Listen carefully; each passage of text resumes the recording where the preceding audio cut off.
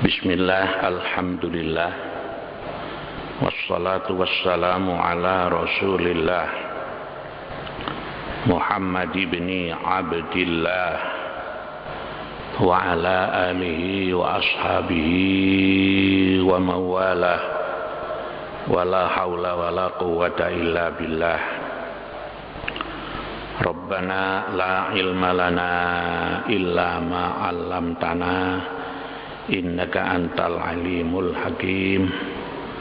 Rabbana wa tub alaina ya maulana innaka antat tawwabur rahim.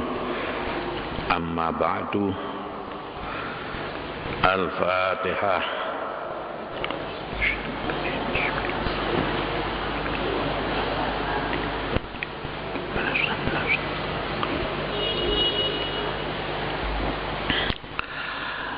Para bapak dan ibu sekalian rahimakumullah, alhamdulillah pagi ini kita dapat melaksanakan sholat subuh berjamaah dan kita lanjutkan dengan pemahaman terhadap masalah-masalah agama. Mari kita bersama-sama berdoa kehadirat Allah Subhanahu wa taala.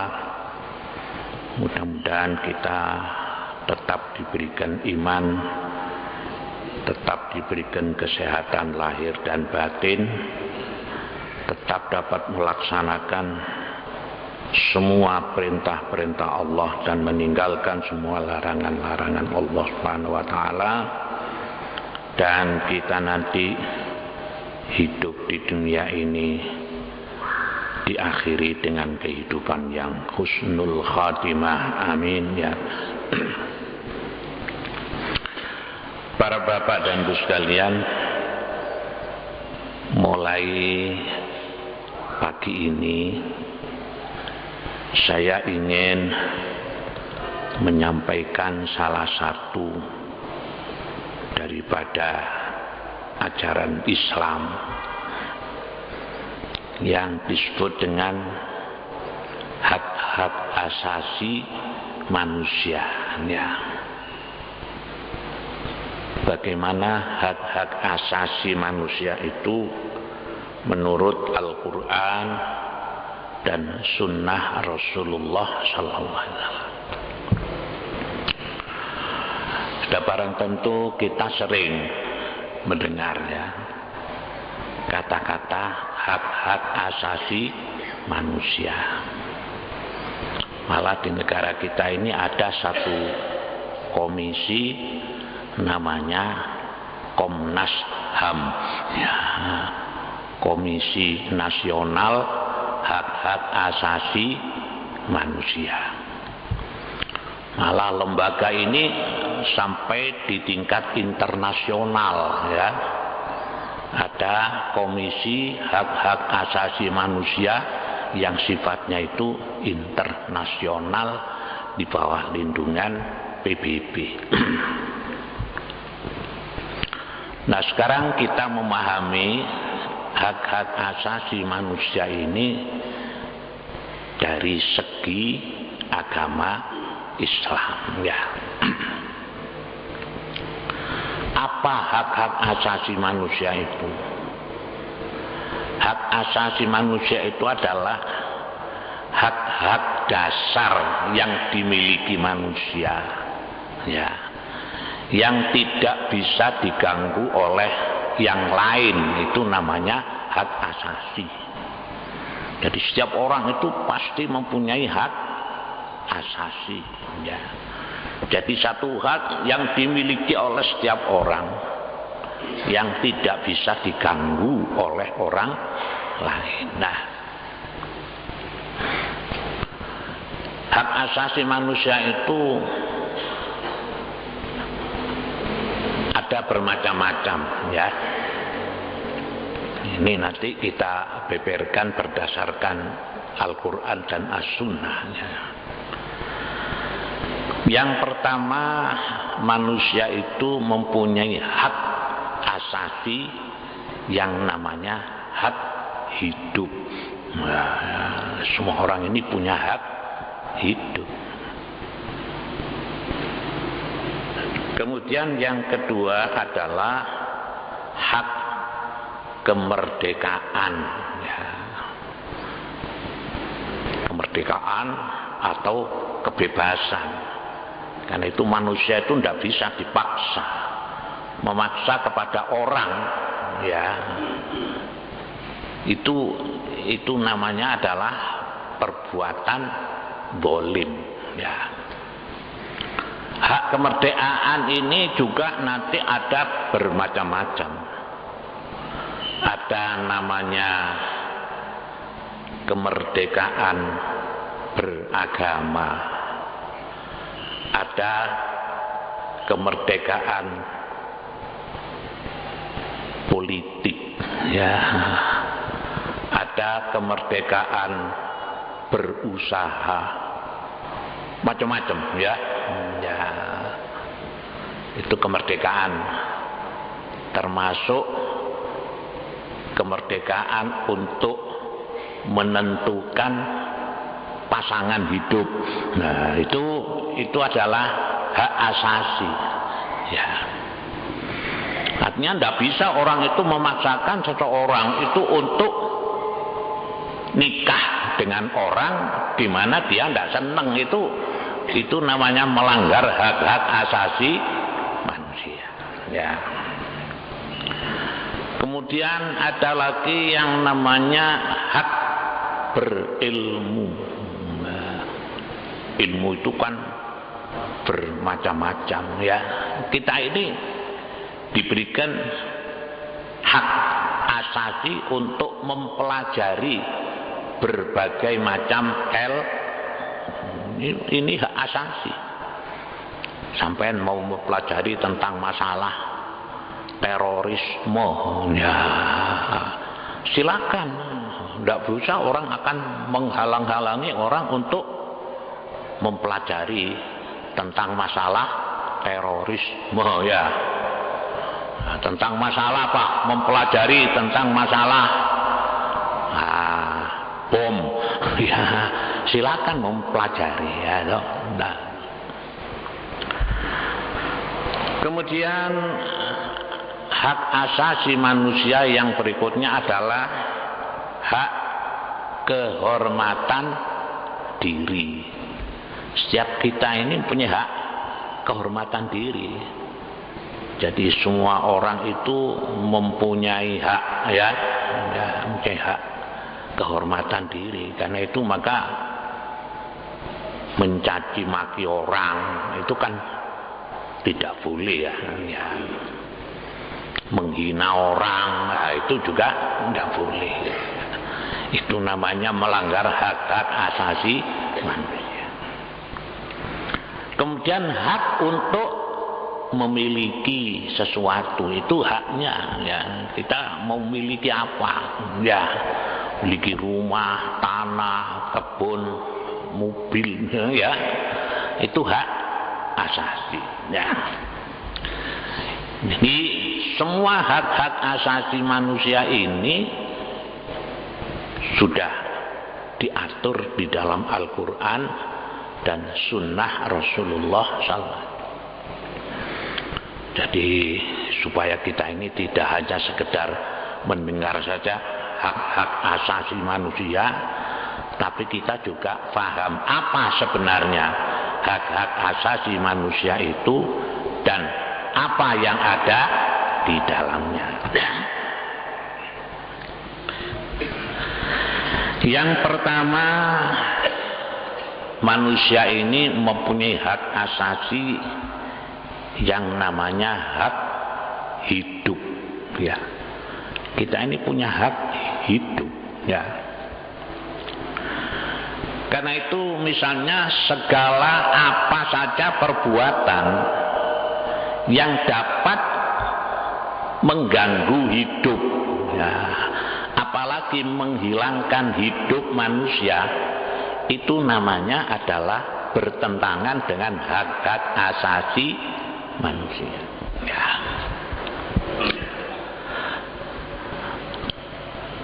Pada awalnya serangan NATO ke Libya. Ya. Itu alasannya apa? Alasannya adalah untuk menegakkan hak-hak asasi manusia. Tapi sayangnya ini hanya dijadikan sebagai topeng saja ya. Hakikat intinya itu adalah NATO, negara barat itu ingin memonopoli minyak Libya ya. Dan itu banyak koran-koran internasional itu menulis headline tentang serangan negara-negara barat ke Libya itu adalah disebutkan war of oil ya, war of oil ya, jadi perang untuk minyak. Hanya kedoknya saja dengan kedok, karena Libya itu katanya melanggar hak-hak asasi manusia ya. Apa bentuk hak-hak asasi manusia yang dilanggar di Libya itu? Ini menyerang para demonstran ya, pengunjuk rasa yang minta Gaddafi itu diturunkan dari kedudukannya. Ini cara pemerintah Libya menghalau demonstran ini adalah dengan serangan ya. Banyak yang diserang dengan senjata, banyak yang mati. Ini yang dijadikan alasan negara barat itu, kelompok NATO ini menyerang Libya karena Gaddafi melanggar hak-hak asasi manusia ini ya. Sekali lagi saya sampaikan bahwa itu adalah hanya merupakan topeng saja ya. Intinya adalah ingin menguasai minyak Libya ya. Karena Libya itu termasuk negara penghasil minyak yang besar, kalau tidak salah itu termasuk urutan yang keempat negara penghasil minyak di dunia ini. Nah, seperti negara-negara Amerika, Inggris, Prancis, Jerman itu kan tidak punya sumber minyak. Mereka ini umumnya itu mengimport minyak-minyak itu dari negara-negara penghasil untuk menguasai ini gitu ya. Ini itu alasannya itu di situ ya. Karena itu maka negara-negara Islam, negara-negara sosialis itu tidak setuju kalau Amerika dan negara-negara besar lain itu memerangi Libya untuk menjatuhkan Gaddafi. Ya, ini sebetulnya adalah merupakan apa? Bencana bagi umat Islam di dunia ini ya. Jadi kalau kita perhatikan kenapa banyak pergolakan-pergolakan di negara Timur Tengah. Ini umumnya adalah negara-negara yang mayoritas Muslim ya. Seperti Mesir, walaupun bukan negara Islam, tapi adalah mayoritas Muslim ya. Kemudian Tunisia ya, Yaman. Ini arahnya memang satu segi itu dilihat dari segi apa? Hak-hak asasi manusia. Kenapa Husni Mubarak itu dijatuhkan? Karena dia terlalu lama menjadi penguasa. Nah, itu ya 32 tahun. Nah, mengapa Presiden Tunisia itu dijatuhkan? Ya begitu, karena terlalu lama. Malah Gaddafi ini jadi presiden itu sudah 42 tahun itu ya. Berarti ini alasan. Tapi dibalik itu semua adalah faktor itu tadi, minyak ya, dengan dalil hak-hak asasi manusia. Para bapak dan ibu sekalian rahimakumullah, Di dalam Al-Quran surat Al-Hijr ayat 23 itu Allah berfirman, Bismillahirrahmanirrahim, wa inna lanahnu nuhyi wa numitu wa nahnul warisun. Sesungguhnya kamilah yang menghidupkan serta mematikan, kami pula yang mewarisi segala sesuatu. Jadi sebetulnya mati dan hidup ini adalah Allah yang mengatur, ya. Jadi yang membuat kita ini hidup ya Allah, kita nanti mati itu juga Allah. Tidak boleh orang lain menjadikan seorang itu mati. Itu namanya melanggar hak asasi. Lawang mati itu wewenangnya Allah. Kok ada orang itu membuat mati orang loh, gitu ya. Seperti tadi saya contohkan itu ya, menyerang penduduk sipil karena demonstrasi. Itu melanggar hak asasi manusia. Karena apa? Karena mati itu adalah semata-mata urusan Allah. Nah ini jadi dianggap itu termasuk namanya melanggar hak asasi. Nah itu tadi kata Allah, wa inna lanahnu nuhyi wa numitu. Sebenarnya aku yang menghidupkan dan aku yang mematikan manusia. Kemudian di dalam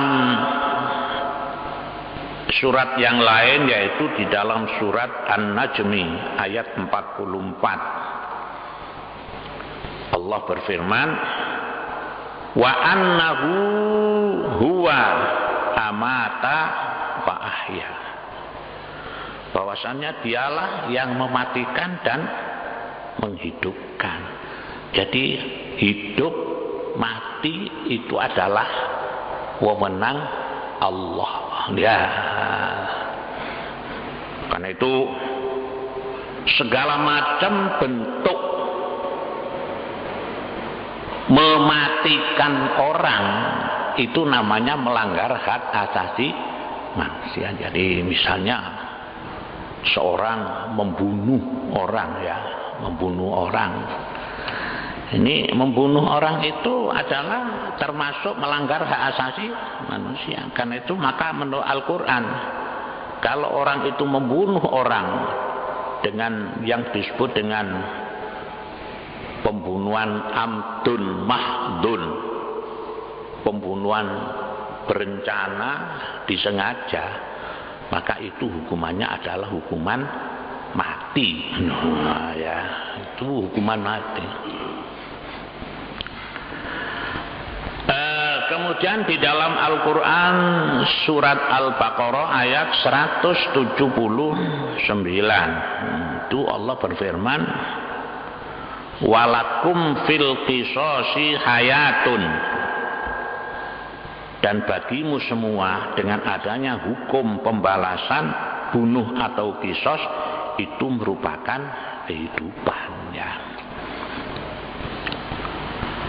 Man qatala nafsan bi ghairi nafsin aw fasadin fil ardi faka'annama qatalan nasa jami'an wa man ahyaha faka'annama ahyan nasa jami'an.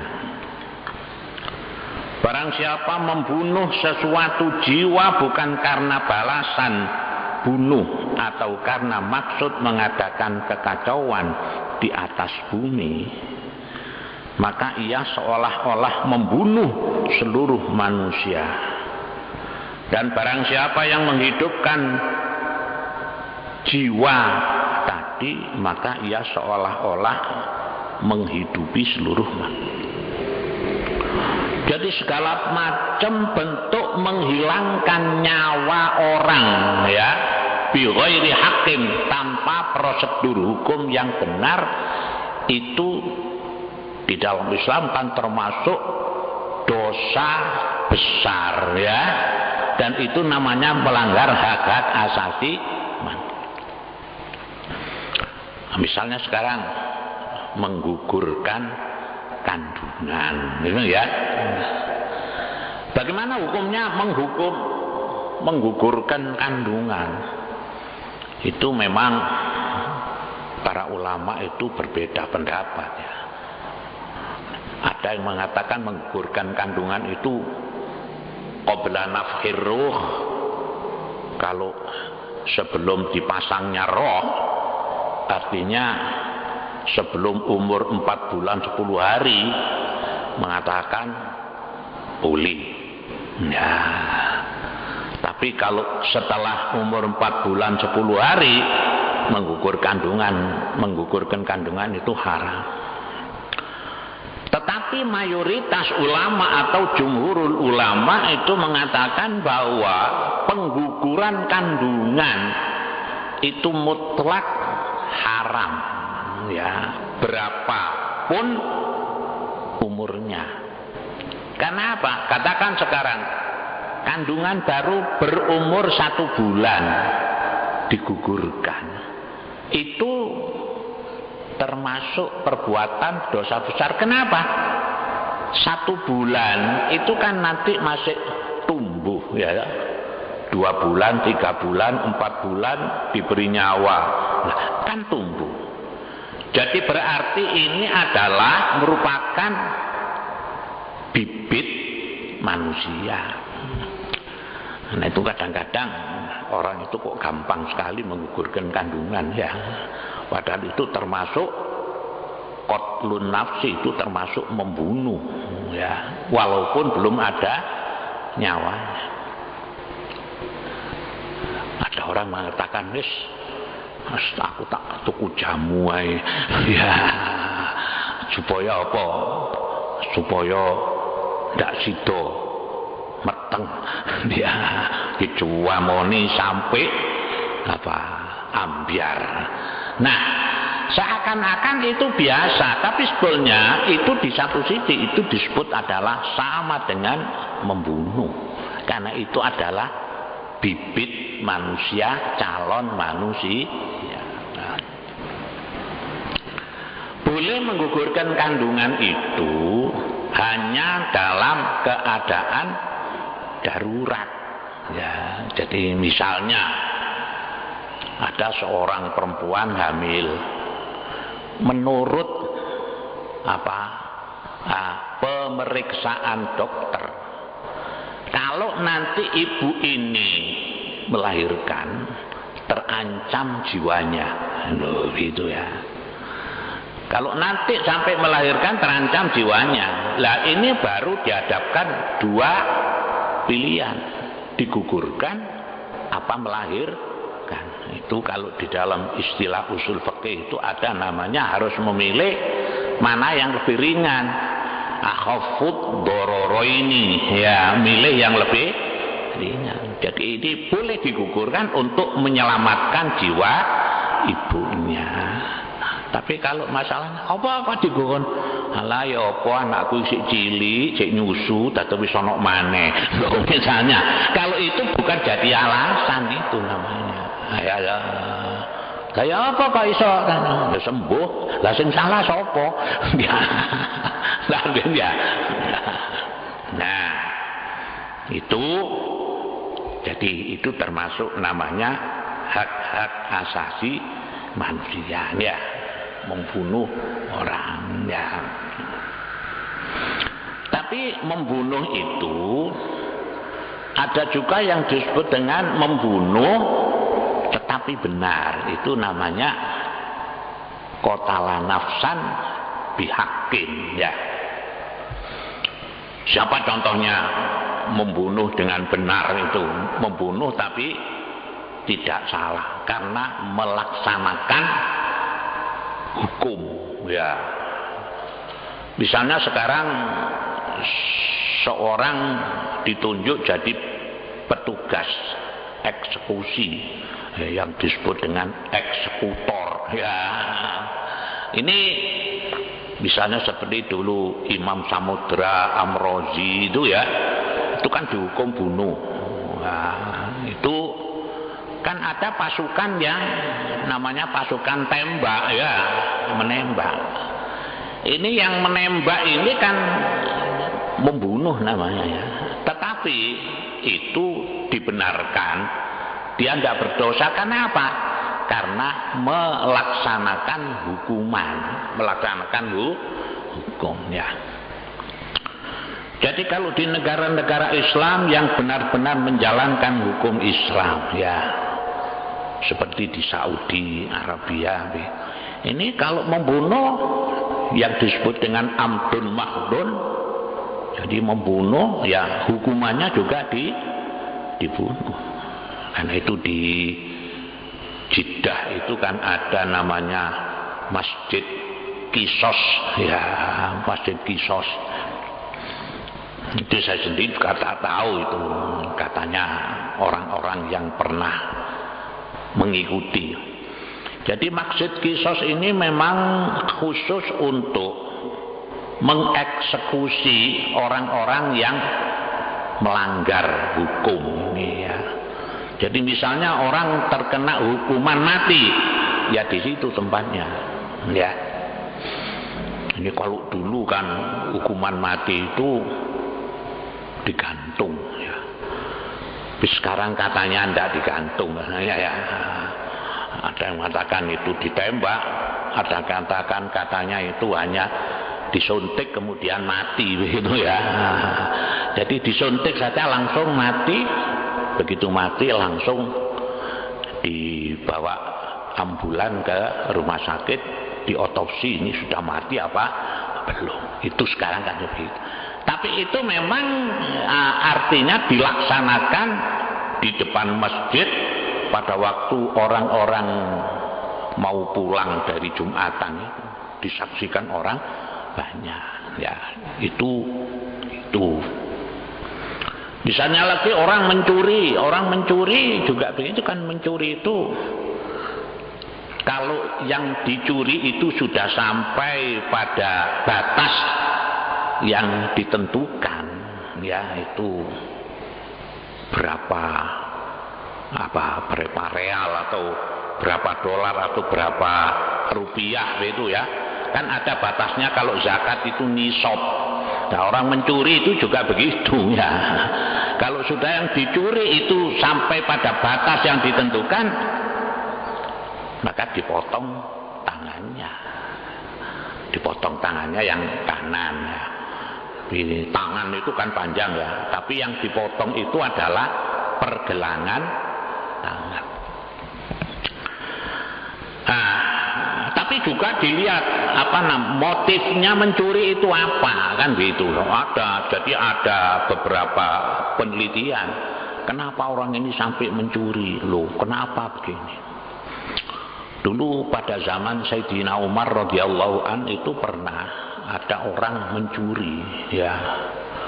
Setelah diadili, nah akhirnya apa motifnya orang ini mencuri? Karena betul-betul orang ini hidupnya terjepit ya. Jadi anaknya banyak, kena PHK gitu ya.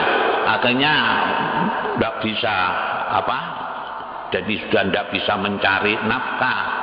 Makanya dia terpaksa mencuri. Ini setelah diadili, akhirnya karena motivasinya tadi itu dia ini ini karena betul-betul mencuri itu terpaksa, maka tidak dilaksanakan hukum qisas, tidak dipotong tangannya. Malah oleh Sayyidina Umar orang ini diberi uang ya, diberi uang, diberi bahan makan begitu supaya tidak nyolong lagi. Jadi itu di situ. Makanya kalau seperti di negara Islam yang berdasarkan hukum Islam, membunuh dibunuh. Kan pernah terjadi itu di Saudi, seorang menteri ini menembak adik kandungnya sendiri ya, itu karena dia ini mau membocorkan rahasia. Oh ya, ditembak mati. Walaupun menteri, karena dia membunuh juga hukumannya hukuman bunuh. Ya. Ada seorang korupsi. Nah, korupsi itu kan sama saja nyolong. Ya. Jadi walaupun korupsi itu juga nyolong, hanya kalau korupsi itu nyolongnya gede, nah, kalau nyolong itu belum tentu gede kan begitu ya. Tapi sebenarnya sama itu, as-sariqu was-sariqatu faqta'u aydiyahuma. Jadi tetap dipotong.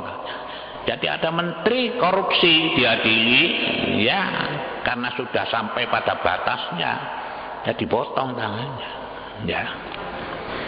Kalau sampean pergi haji, itu kan kadang-kadang kan banyak orang-orang yang apa, tangannya kodong, ya ada tangan kodong.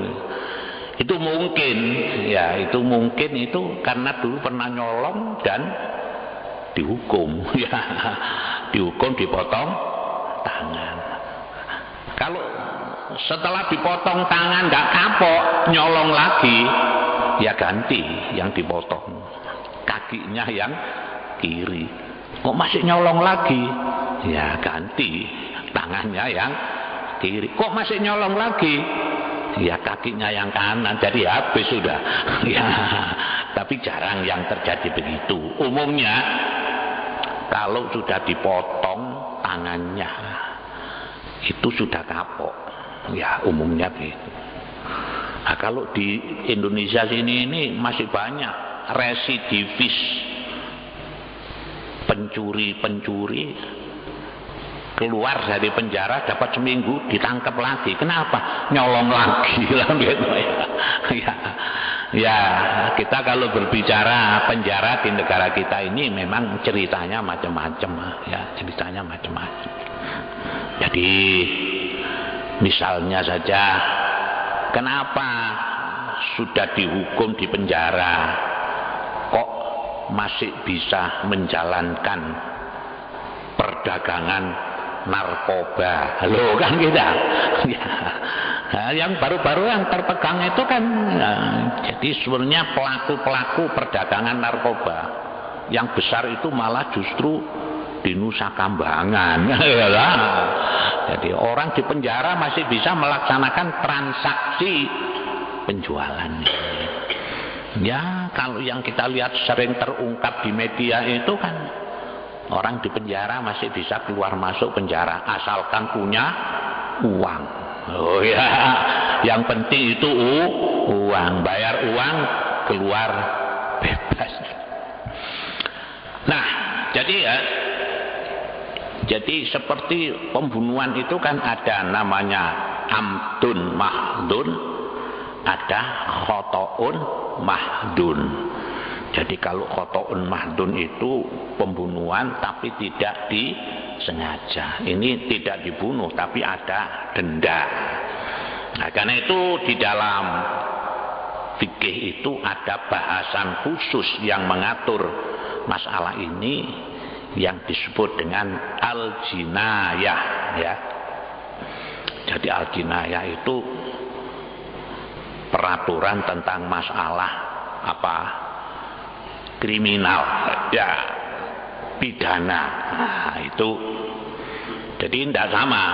Jadi kalau membunuh disengaja, pembunuhan berencana, itu hukumannya hukuman bunuh. Tapi kalau pembunuhan tidak sengaja, itu ada hukumnya lain, itu didenda. Ya misalnya kan banyak sering terjadi. Yang kemarin itu ada anak main-main senjata, ya akhirnya meledak, ya mengenai temannya mati. Ini kan tidak sengaja. Tapi yang jadi urusan bapaknya ini, ya kenapa kok apa sembrono kan gitu ya? Ini urutannya panjang itu. Nah, ada lagi yang tanya, sekarang seperti Muhammad Syarif, wah itu bom bunuh diri, nah, itu termasuk dosa apa enggak? Ya sama saja, itu kan namanya bunuh diri. Bunuh diri itu termasuk melanggar hak-hak asasi manusia ya. Jadi karena itu maka orang yang mati bunuh diri itu kan tidak boleh disalati kalau mati. Iya lah. Ya, karena orang bunuh diri itu pahalanya habis, dosanya utuh. Ya, dengan bunuh diri itu maka imannya itu copot. Nah, sekarang Muhammad Syarif itu termasuk yang itu. Iya, itu termasuk namanya bunuh diri, bukan mujahid itu, bukan pejuang, bukan. Apa yang diperjuangkan dia apa?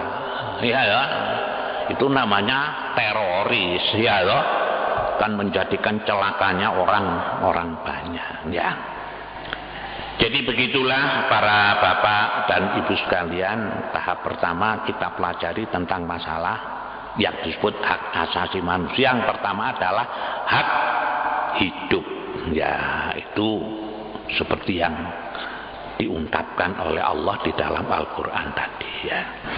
Mudah-mudahan apa yang sampaikan ini ada manfaatnya ya. Kalau yang saya sampaikan ini benar, ini adalah dari Allah. Kalau yang saya sampaikan ini keliru dan salah, itu adalah dari diri saya sendiri. Mudah-mudahan diampuni oleh Allah Subhanahu wa taala. Allahumma shalli ala sayyidina Muhammad wa ala alihi washabihi wasallam. Alhamdulillahirabbil alamin. Rabbana ighfir lana dzunubana wa dzunuba walidaina warhamhuma kama rabbayana shighara wa dzunubi jami'il muslimin wa muslimat ahya'in wa amwat. Rabbana atina fid dunya hasanah fil akhirati hasanah wa qina adzabannar. Wa sallallahu ala sayyidina Muhammad wa ala alihi wasallam. Alhamdulillahirabbil alamin. Assalamualaikum warahmatullahi wabarakatuh.